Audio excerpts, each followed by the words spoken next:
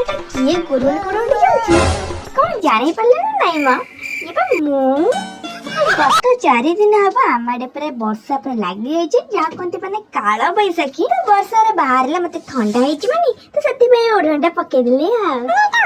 ହଉ ଆପଣ ମାନେ ଜାଣିଛନ୍ତି ଏଟା କଣ? ଆଉ ସେ ଛାଡ, ଆସନ୍ତୁ ମେନ୍ ଟପିକ ଉପରେ। ଆଚ୍ଛା, ଆପଣ ମାନେ କହିଲେ ଆପଣ ମାନଙ୍କୁ ବି ଏମିତି ବର୍ଷା ହଇରାଣ କରୁଛି ନା ନାଇଁ କମେଣ୍ଟ ନିଶ୍ଚୟ ଜଣେଇବେ। ଏଠି ଦେଖନ୍ତୁ ମୋ ମକା ଗଛରେ ମକା ହେଲା, ଫାଇନାଲି ଏତେ ଦିନର ଅନ୍ତର ପରେ ଯାଇକି ମୋ ଫଳ ମତେ ମିଳିଲା। ମାନେ ଏଇଠି ଗୋଟେ ଆଶ୍ଚର୍ଯ୍ୟଜନକ କଥା ଦେଖନ୍ତୁ, ମାନେ ଏଟା ମାନେ ଏତେ ମିନି ଗଛ ଯେ ହେଇଛି, ତା ଦେହରେ ପୁଣି ମକା ହେଇଛି, ମାନେ ଏଟା ମତେ ତ ପୁରା ଆଶ୍ଚର୍ଯ୍ୟ କରିଦେଲା। ଏବେ ତା ଫଳ ବାହାରି ଯାଇଛି, ଆଗକୁ ଦେଖିବା ଏଟା ମକା ହଉଛି ନାଇଁ। ହେଲେ ମୋ ଚ୍ୟାନେଲକୁ ସବସ୍କ୍ରାଇବ କରିଦିଅନ୍ତୁ, ଆପଣ ମାନଙ୍କ କୋମଳ ହାତରେ ଗୋଟେ ଲାଇକ୍ ଦେଇଦିଅନ୍ତୁ। ଯଦି ପାରିବେ ମୋ ମିନି ବଗିଚା କେମିତି ଲାଗିଲା ମତେ ଟିକେ କମେଣ୍ଟ ଜଣେଇଦେବେ। ହଁ, ଆପଣ ମାନଙ୍କ ଆଡେ ବର୍ଷା ହଉଛି ନାଇଁ ମତେ ନିଶ୍ଚୟ କମେଣ୍ଟ ଜଣେଇବେ। ଆଉ ଏପଟେ ଦେଖନ୍ତୁ କେତେ ମାନେ ବିଲରେ ପୁରା ପାଣି ହେଇଯାଇଛି, ପୁରା ଭର୍ତ୍ତି ହେଇଯାଇଛି। ଭିଡିଓ ଟା ମୁଁ ଏଇଠି ଏଣ୍ଡ କଲି। ରହିଛି।